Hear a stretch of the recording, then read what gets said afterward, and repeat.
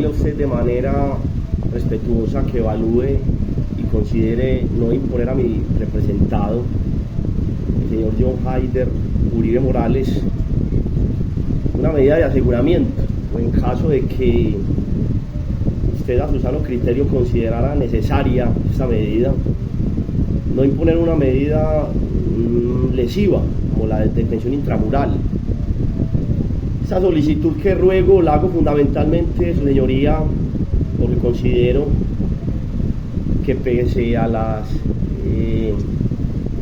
expresiones del delegado fiscal en cuanto al punible que se investiga, en este caso en particular de mi representado, estoy seguro que no se hace necesaria en ocasión o más bien a la revisión de esos requisitos del artículo 308 del Código de Procedimiento Penal, el cual nos refiere que el juez de control de garantías podrá valorar de manera, o más bien bajo su criterio, si se configuran o no esos requisitos para decretar esta medida, sin tener en consideración única y exclusivamente la conducta punible que se investiga.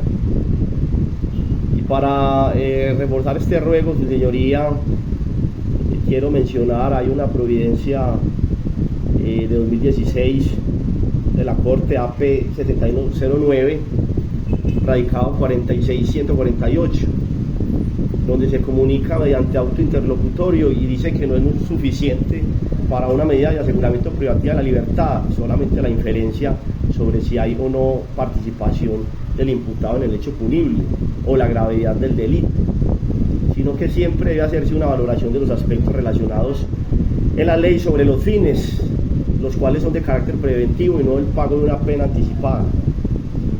Ahora bien, habiendo mencionado al comienzo estos requisitos del 308, quiero irme al análisis que el señor fiscal ha hecho acerca de los tres numerales contenidos en el citado artículo. Y en este contenido nos habla del numeral primero. El delegado fiscal ha sido reiterativo en esto frente a que la medida de aseguramiento se muestre como necesaria para evitar que el imputado obstruya el debido ejercicio de la justicia. Y sobre este precepto, su señoría, yo quiero esgrimir varios aspectos para su valoración. Lo primero que quiero enmarcar en ese concepto de obstrucción a la justicia, quiero relacionarlo sobre una mirada jurisprudencial, esa obstrucción a la justicia.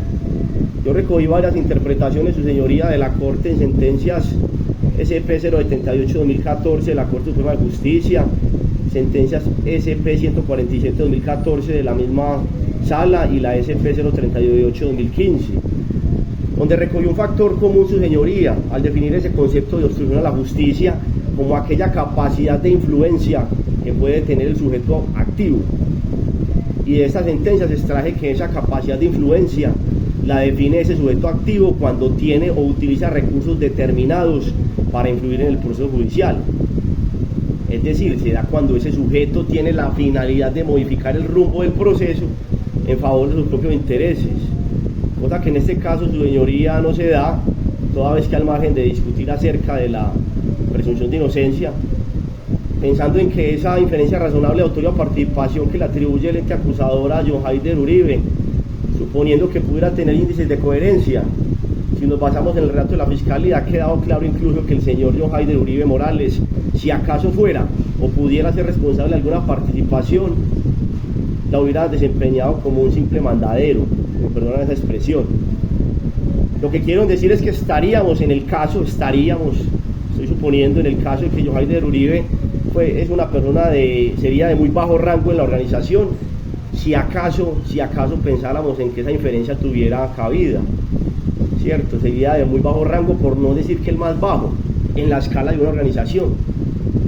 Eso presumiendo, y reitero, que acaso fueran ciertas las aseveraciones del ente acusador, y quiero ser reiterativo en eso porque en alguna sustentación entonces el delegado fiscal dijo que esa manifestación era una aceptación. No estamos aceptando, su señoría, participación, estoy refiriéndome a un caso hipotético, ¿cierto? Según esto que acabo de manifestar, mi representado no tendría esa capacidad de influencia, su señoría, como para desviar el rumbo del proceso. No posee los recursos económicos, y eso es muy fácil de establecer.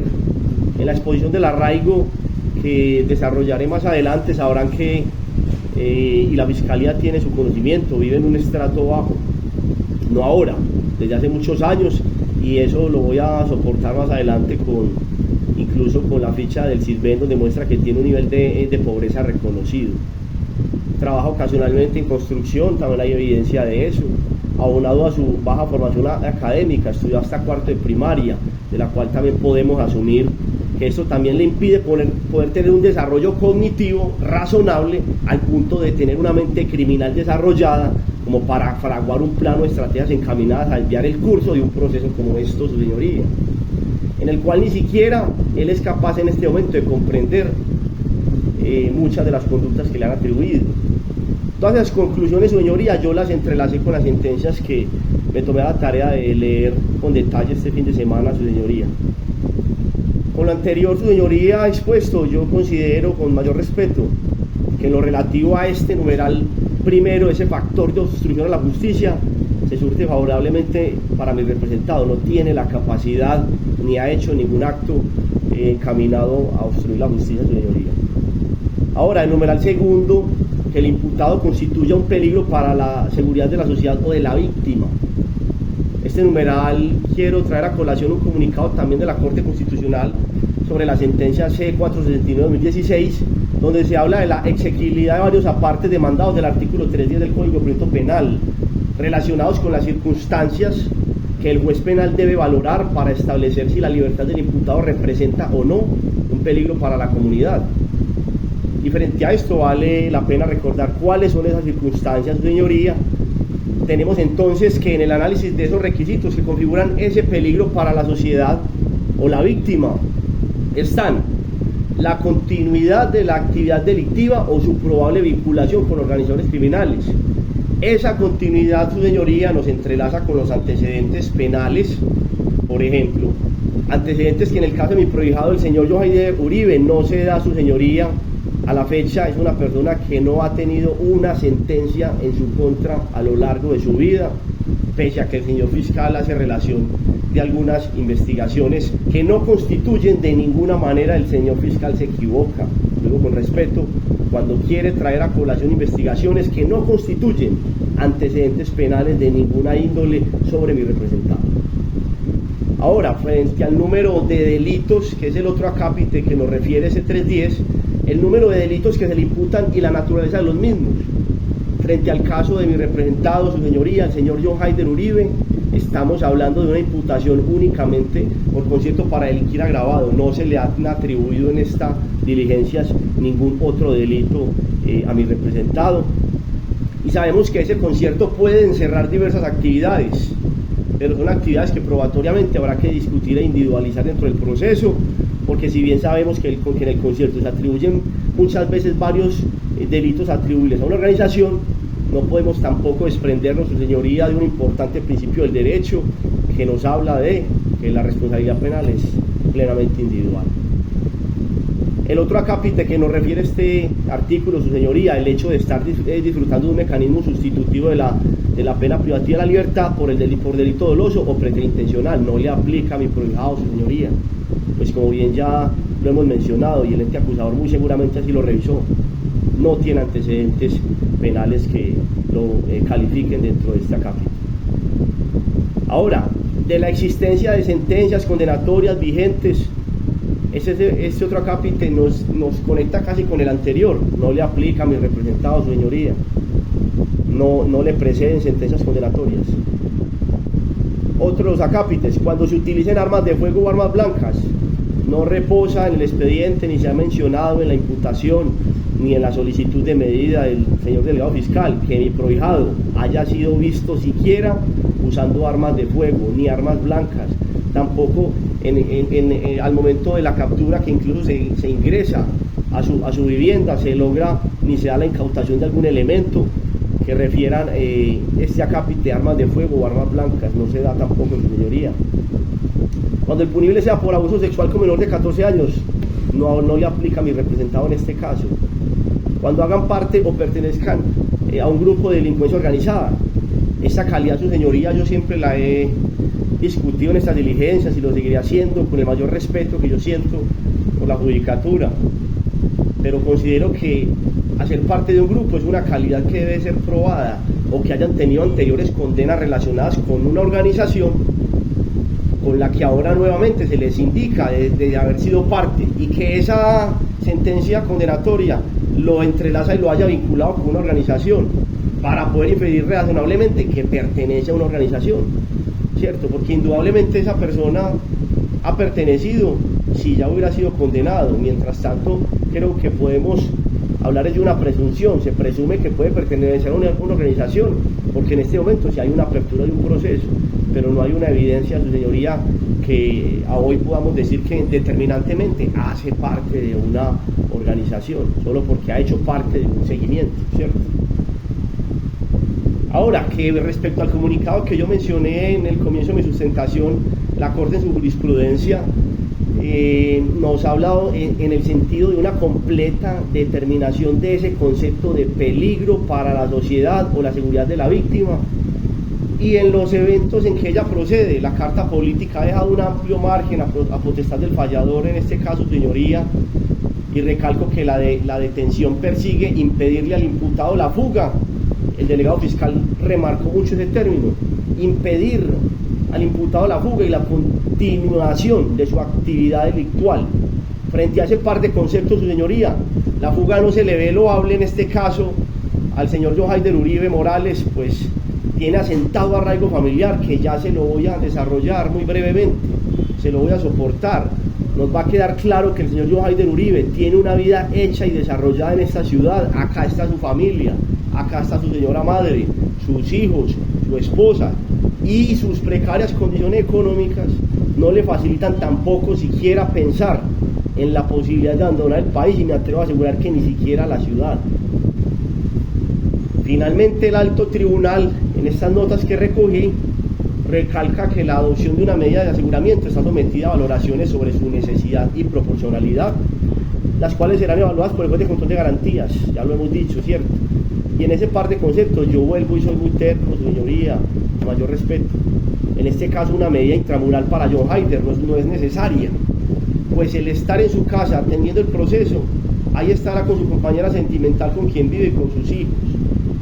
Señoría, con el mayor respeto que siento por la justicia, no nos podemos quedar atrapados en un sistema carcelario que nos tiene abarrotadas las cárceles, el Estado en un desgaste innecesario de recursos públicos para la manutención del personal recluso, cuando en muchos casos, como el de mi cliente, Johaider Uribe, la medida de aseguramiento en su lugar de domicilio, con toda seguridad cumple los fines que se persiguen, por lo menos en esta diligencia.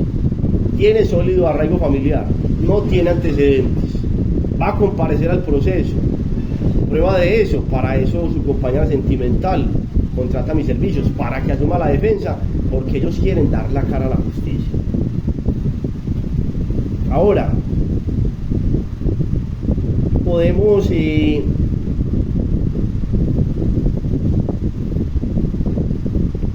vamos a remitirnos al numeral tercero, es el último que me falta del artículo 308, que resulte probable que el imputado no comparecerá al proceso o que no cumplirá la sentencia. Este requisito, su señoría, nos remite primeramente al artículo 312 del Código de Procedimiento Penal, el cual nos dice que para decidir acerca de la eventual o no comparecencia del imputado al proceso, se tendrá en cuenta como primer factor la falta de arraigo. Y ese numeral primero nos dice de la falta de arraigo que éste estará determinado por la solidez de su lugar de domicilio, el asiento de su familia y su lugar de trabajo. En referencia a lo anterior, hay que decir, su señoría, que mi representado tiene marcado arraigo familiar, pues vive en la carrera 62, número 6100, interior 201, barrio Playa Rica, no en el barrio La Camila, como lo mencionó el delegado fiscal. Y cuando el delegado fiscal dice no se puede conceder una detención domiciliaria en el mismo barrio donde ocurren los hechos, estamos de acuerdo, pero es que mi representado no vive en La Camila, vive en el barrio Playa Rica, y no de hace un mes, vive de ahí desde hace aproximadamente 8 años, hay un contrato de arrendamiento que lo certifica, y la misma investigación en el expediente que traslada la fiscalía en las audiencias anteriores, o bueno, en estas mismas audiencias concentradas, queda claro que mi representado fue capturado en su residencia, carrera de 62, número 6100, interior 201, barrio Playa Rica, no vive en La Camila. Incluso también hay una confusión importante cuando la víctima que lo señala de haberlo visto, porque es el único señalamiento que tiene, asegura que mi representado vive en el plan, en el barrio La Camila, y que él está seguro de eso porque ha vivido toda la vida ahí. Se equivoca. El testigo entonces a mí me da la impresión, su señoría, que tiene una ligera confusión que aquí hay que aclarar, ¿cierto? O que habrá que aclarar en el proceso. Puede estar hablando de otra persona, porque asegura que él señala como ser partícipe de esta organización en el tráfico de estupefacientes, vive en el plan y que haya vivido toda la vida, y mi representado nunca ha vivido ahí, y hay evidencia de ello. La misma fiscalía en el expediente asegura, y ahí lo dejó materializado, vive en el barrio Playa Rica. De eso voy a aportar el contrato de arrendamiento también, su señoría. Hace 8 años vive en esta dirección, está sentado allí, su señoría, la comunidad lo reconoce. Además, su señoría convive allí desde 2016 con su pareja sentimental, la señorita Manuela Giraldo Tavares, presente en esta diligencia también. Tiene una niña de 6 años, la cual mi representado adoptó desde su momento de nacimiento, y tiene un niño que sí es biológico. Es decir, mi prohijado tiene un núcleo familiar, tiene un hogar establecido y consolidado en el tiempo. Vamos también a trasladar los registros civiles del hijo menor y de la hija de crianza. Este contexto solidificado de arraigo y situación familiar y de pareja nos dice, en su señoría, que muy difícilmente el señor John Heider Uribe Morales tendría la intención de escapar o de no comparecer al proceso, así como tampoco tiene la capacidad, su señoría. Las reglas de la experiencia y la sana crítica nos dicen de por sí, cuando un prófugo quiere correr, un término coloquial, o escabullirse de la justicia, así sea que lo haga él solo, les queda difícil, porque esconderse es costoso, porque implica dejar de producir, porque requiere tener un ahorro importante, capacidad logística, varias propiedades, estarse moviendo, distintos vehículos, personal de mensajería, abastecerse. Ese correr no es propio de esta clase de perfiles que estamos tratando en esta diligencia, no tiene la capacidad. Y me perdonan los términos coloquiales, no un pelado como estos, su señoría, que a duras penas lleva la panela y el arroz a su casa. Más en este caso del señor John Heider, que no solo tendría que hacerse cargo de la carga, valga la redundancia, de correr solo, sino con una compañera sentimental con quien tiene un sólido vínculo trazado por el tiempo, casi 8 años conviviendo juntos, su señoría, una niña de crianza, un hijo biológico, un varoncito de 5 años, vive cerca al barrio. La misma gente comenta que él se ve en ese niño, para acabar de ajustar, vive cerca con la madre del menor, responde por él. Adicional a ello, su señoría, esta madre es una mujer humilde que también vive en el mismo municipio. También hace una declaración y ratifica que el señor John Heider Uribe ha sido un padre, si bien se quiere entender, o así suene paradójico, ha sido un padre que ha sido ejemplar con su hijo, por lo menos en cuanto a esa cercanía y esa condición emocional que le brinda a su hijo. Su madre también tiene unas afecciones de salud importantes, vive sola. John Heider es la persona que mantiene pendiente de ella. Y finalmente, su señoría, yo quiero referirme muy brevemente a la inferencia razonable. Hay unos extractos del expediente donde solamente lo señala una persona, ¿cierto? El delegado fiscal ya lo ha hecho cuando se me refiere a la hoja de vida. Hay un testigo que lo señala y manifiesta en la hoja de vida, incluso que el delegado fiscal traslada a la defensa, que esta víctima lo reconoce porque vive por los lados del plan, en La Camila, por los callejones, y que lleva con esta gente alrededor de unos 6 años. Eso dice textualmente parte del relato de la víctima, que vive en el plan y que lleva con esta gente alrededor de 6 años. Pero en ese mismo expediente, la misma fiscalía plasma que el seguimiento lo vincularon a la organización de 2021, o sea, hace 2 años. Y el delegado fiscal ahora nos dice que lleva 4. Ahí no hay una coherencia en el relato, su señoría, y a esta defensa, con mayor respeto, le genera una duda razonable importante. Sí tienen perfectamente identificado a la persona a la que se están refiriendo. La víctima nota una confusión completa en la estructura del relato, y ahí está materializado el relato. La víctima dice y asegura que vive en el plan y no vive en el plan, y la fiscalía lo materializa así. La víctima dice que lleva 6 años en la organización y la fiscalía plasma en el documento que lo relaciona desde hace 2 años. ¿Quién tiene la razón? La víctima está equivocada. La víctima lo señala de mala manera, ¿cierto? La fuente humana asegura que por los lados del plan su señoría, situación que se desvirtúa con el mismo informe que la fiscalía traslada y que nos da cuenta que fue capturado en el lugar de su residencia, barrio Playa Rica, que su señoría, yo que soy habitante toda la vida del municipio de Bello, conozco el barrio La Camila donde ocurrieron los hechos y conozco el barrio Playa Rica y le puedo asegurar, hay una distancia de aproximadamente 40 minutos, si no es más, porque el barrio La Camila tiene que salir hasta la intervención de la vía principal que va hacia el nordeste y ahí hay un tramo que hay un boquete donde se satura el tráfico y se demoran casi media hora saliendo del batallón para darle un retorno a Bello. Esa distancia entre los dos barrios tiene casi 1 hora de distancia. Es muy complicado que una persona del barrio Playa Rica tenga la constancia de ir a delinquir al barrio La Camila. Además, su señoría, reglas de la experiencia, y vuelvo y le reitero, yo soy habitante del municipio de Bello de toda la vida. Conozco el contexto y la problemática social y delictiva del municipio de Bello, y no le quiero meter política, fui candidato a la alcaldía de Bello y conozco el contexto de manera completa. Me parece que es prácticamente improbable que una persona que vive en el barrio Río Playa Rica, que es control territorial de la organización delictiva Los Pacelli, que una persona que vive en el barrio Playa Rica pertenezca a una organización del sector de La Camila. Allí en ese barrio, como tienen amplio control territorial, saben cada persona a qué organización pertenece. A ese muchacho hace rato lo hubieran sacado de ese barrio. Si vive en el barrio Playa Rica, hay una duda razonable muy grande de si sí pertenece a la organización Los Chatas, como lo ha querido mencionar el delegado fiscal. Yo creo que en este caso en particular hay una duda razonable frente a este señalamiento.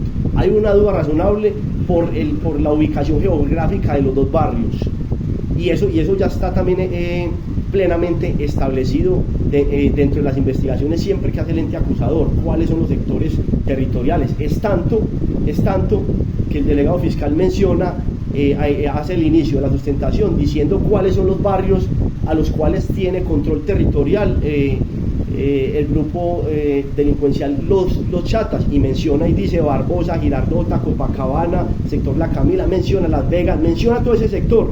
No tienen control territorial en el barrio Playa Rica, como para que una persona de ese sector se traslade a delinquir allá perteneciendo a esa organización. Con toda seguridad es una situación que se hace muy improbable y que seguramente hay unas dudas importantes en el proceso frente a la investigación dada en virtud de John Haider Uribe. Ahora, lo que yo quiero decir con este relato de la fuente humana, su señoría, es que no es consistente a esas llamadas circunstancias de tiempo, modo y lugar que quieren relacionar a mi prohijado. Pues cuando se refiere al lugar no es atinado al mencionar la residencia de mi prohijado. Tampoco es atinado cuando manifiesta en su sustentación que mi representado lleva alrededor de 6 años en la organización, mientras que el expediente dice otra cosa a su señoría. Adicionalmente, lo único que se menciona a su señoría, y en esto podemos hacer memoria, el delegado fiscal hace una sustentación muy amplia, muy vasta, de aproximadamente 6 horas o más, y muestra videos y fotos y un montón de cosas. En ningún evento, su señoría, en ningún evento muestra evidencia, ni siquiera indicios visuales ni concretos de la participación del señor John Haider Uribe en ninguna actividad delictiva. Hay una mención de una víctima, de una presunta víctima, que dice que él es consumidor, que él va por los lados de la cañada, que ha visto que John Haider Uribe llega, que una vez lo vio entregando un bolso, y entonces el delegado fiscal presume que en el bolso está entregando estupefacientes. Lo presume. Tendrá que soportarlo, investigarlo y reforzar esa teoría dentro del juicio, claro, pero en este momento ahí no hay claridad. Se vio el bolso y nadie, ni siquiera la víctima, da claridad de qué ve en ese bolso. Ve que es un bolso, y como es una plaza de vicio a donde él frecuenta, pues supone que es vicio, ¿cierto? Hay una presunción ahí, no hay claridad. La víctima no solo no tiene claridad de dónde vive mi representado, no solo no tiene claridad de cuántos años lleva la organización, no solo no tiene claridad de a qué organización pertenece, y tampoco tiene claridad de qué había en el bolso. Y es el único evento, su señoría, y es el único evento dentro de todo este proceso donde lo menciona. Nótese, su señoría, que a John Heider Uribe, en todos los eventos que el delegado fiscal mencionó puntualmente, y cuando dice, aquí se ve cuando van a tal parte, aquí se ve cuando van a tal otra, ingresan a tal negocio, retienen a fulano, retienen a aquel, en ningún evento de los anteriores, su señoría, hablan de John Heider Uribe Morales. No lo menciona absolutamente nadie de haberlo visto en una actividad delictiva. Se habla de unas interceptaciones telefónicas. El delegado fiscal menciona que hay unas interceptaciones telefónicas que pueden dar indicios a la comisión de un delito o su participación. Pueden dar algún indicio, su señoría. Interceptaciones que tendrán que ser cotejadas, habrá que ser evaluadas. Hay muchas controversias sobre ellos, pero que a este momento no dicen nada, porque también hay que descifrarlas. El mismo delegado fiscal lo menciona. Hay unas interceptaciones telefónicas que hay que ser descifradas, ¿cierto? Ahora, que frente a la víctima no menciona a mi representado John Heider Uribe, como le digo, de haber participado en ningún evento, ni de secuestros, ni de extorsiones. Él menciona que su padre sufrió una retención, manifiesta, pero no dice que John Heider participó en ella, simplemente lo menciona que lo ve en la plaza de vicio, pero es que la víctima también estaba en la plaza de vicio, ¿cierto? Y él no estaba cometiendo un delito, estaba de consumidor, ahí también estaba mi representado, porque mi representado sí está cometiendo un delito y él no, ¿cierto? No puede asegurar sobre el contenido de ese bolso. La fuente dice que es consumidor y varios de sus amigos venden y él les compra, pero que no los quiere mencionar. Tampoco asegura que John Heider le haya vendido a él. Lo que sí asegura es saber que John Heider vive allá mismo en el plan en La Camila, y afirma saber eso, ya que toda la vida ha vivido en ese barrio. Pero en el expediente, reitero, ya quedó claro, mi prohijado vive aproximadamente hace 8 años en el barrio Playa Rica. Ese mismo denunciante dice que John Heider pertenece a la organización Los Chatas. Vuelvo y reitero, esa organización Los Chatas no tiene control territorial en el barrio Playa Rica. Es muy complejo y es muy improbable que un residente del barrio Playa Rica, control territorial de los Pacelli, se desplace a participar de actividades delictivas con la organización delincuencial Los Chatas. Bastante improbable. Bueno, ahora en cuanto a la imputación de cargos, su señoría, para el caso de John Heider se le imputa el delito de concierto para delinquir agravado. Y si nos vamos a la individualización de los hechos que se le atribuyen, se refiere al tráfico de estupefacientes, mas no se le indilga la participación directa en ningún otro delito, ni esos delitos que se han mencionado tan gravemente, delitos de lesa humanidad, ¿cierto? Los cuales son de mayor y prohibición por parte del legislador, pero no se le han referenciado al señor John Heider Uribe Morales en estas diligencias. Por lo tanto, su señoría, considero que ese artículo 26 de la ley 1121/2026 que establece las prohibiciones no deberían ser estrictamente aplicables sobre mi representado. Su señoría, ese delito de concierto para delinquir sin atribuírsele responsabilidad o participación de manera directa en otros delitos conexos que computan estas prohibiciones legales en cuanto a la concesión de beneficios, como lo digo, como los que ya mencionó el delegado fiscal, cuando hace relación a ese artículo 26 de la ley 1121/2006, esto es secuestro, extorsión, y aunque si bien ese concierto agravado como delito no deja de ser gravoso de cara a la seguridad pública, también es cierto que son muchas las circunstancias de tiempo, modo y lugar por esclarecerse frente al caso en particular de mi representado, el señor John Heider Uribe Morales. Quiero ir terminando, su señoría, recalcando nuevamente de los apuntes que tomé de la exposición del delegado fiscal, que sobre los hechos jurídicamente relevantes que el delegado fiscal nos materializó acá con videos, con fotos, con testimonios, con un montón de cosas. En ninguno de estos hechos jurídicamente relevantes, en ninguno, visualizó ni materializó la participación de John Haider Uribe Morales. Ese testigo que dice que John Haider lleva 6 años en la organización no tiene claridad, no solo en eso, en muchos de sus relatos, no tiene coherencia en varias de las afirmaciones. Lo que ya también referí, ¿cierto? La ubicación geográfica del barrio Playa Rica obedece a control territorial de los Pacheles, no de los Chacas. Ahora, por mi representado John Haider Uribe, solo se exhibió, se mencionó por parte del delegado fiscal, como le digo, unas interceptaciones. No se relacionan la participación de un solo hecho de manera concreta, directa y materializada.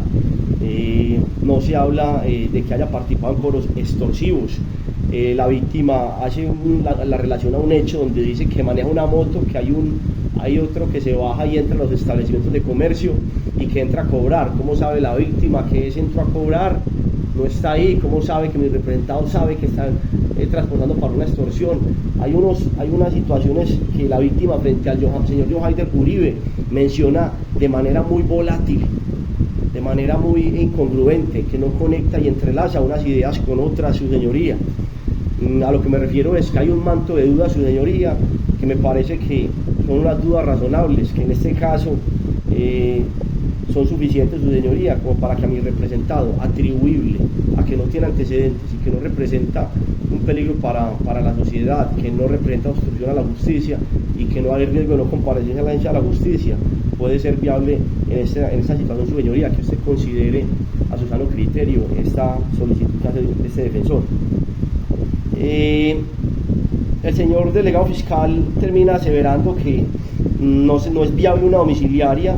Vuelvo y lo recalco, con eso estoy terminando, que una domiciliaria, porque es que la van a pedir en el mismo barrio donde ocurrieron los hechos. Señoría, mi representado tiene su arraigo asentado de hace 8 años en el barrio Playa Rica. Con lo anteriormente expuesto, honorable juez, le ruego que sea valorado con detalle para que a su sabio criterio y sano juicio se considere la solicitud que extiende este defensor de no imponer a mi representado medida de aseguramiento o en su defecto una medida no restrictiva o no tan lesiva de su libertad como sería una detención en centro intramural.